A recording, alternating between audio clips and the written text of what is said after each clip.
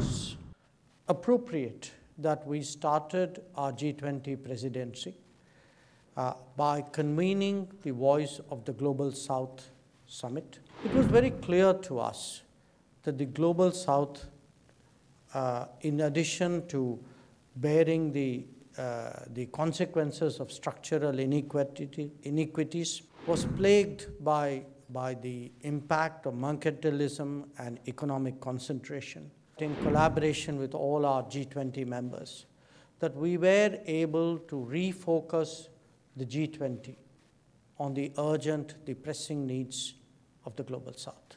Let me begin by expressing my most sincere appreciation to all of you for joining us this evening. Your presence means a lot to us. It also expresses the sentiments that you feel for India and underlines the importance of South-South cooperation.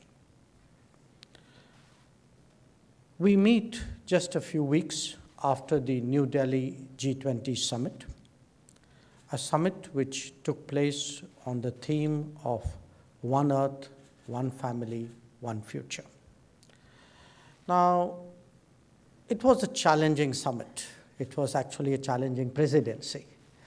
And it was challenging because we were confronting a very sharp east-west polarization, as well as a very deep north-south divide. But we were very determined as the presidency of the G20 to make sure that this organization on which the world really had put so much hope, that this was able to get back to its core agenda, and its core agenda was of global growth and development.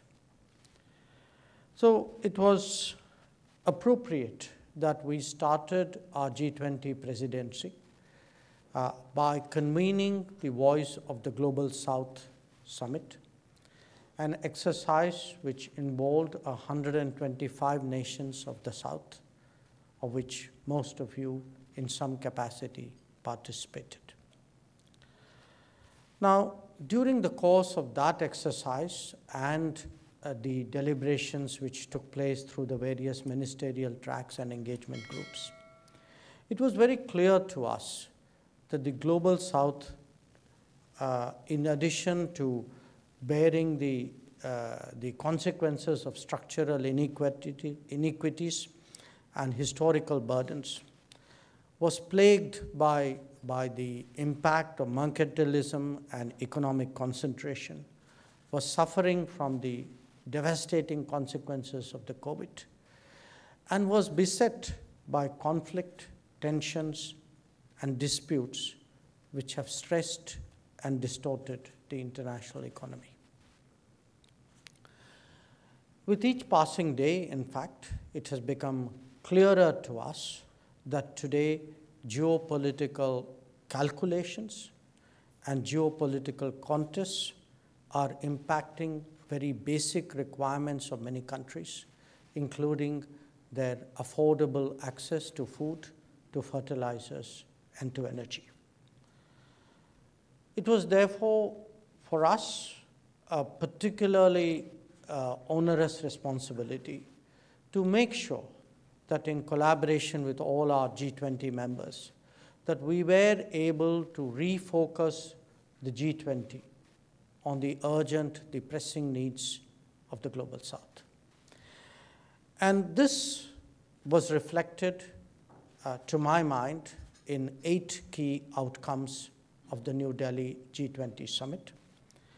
The action plan for sustainable development goals, the reform of international financial institutions, a green development pact, the high principles for life, the lifestyle for environment initiative, an understanding on debt management, a consensus on women-led development, an acceptance of digital public infrastructure, and an agreement to undertake global skills mapping.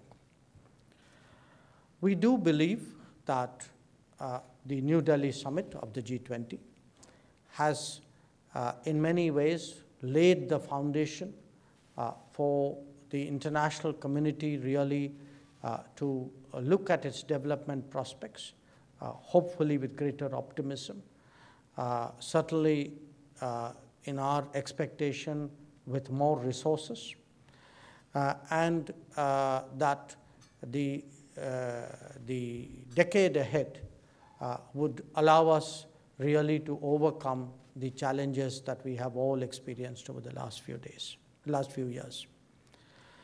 So let me conclude, therefore, once again, by emphasizing to you that while we are, of course, the G20 president till the end of this year, both before the G20 presidency and certainly after it, we will remain very much a partner, a contributor, a collaborator, in our own way, perhaps an inspiration to others on how to address developmental challenges. Our experiences and our achievements we place before you in a spirit really of sharing. We know that there may be aspects of it which you may find useful. As Ambassador Kamboj mentioned, that we are today active in almost 80 countries around the world. And what I can say is that when it has come to South-South cooperation, we have endeavored to walk the talk. My remarks on this subject would, of course, not be complete without my underlining what I believe was one of the really important outcomes of the G20, which was the membership of the African Union. And certainly it is our hope that that message would resonate not just in the G20, but beyond as well.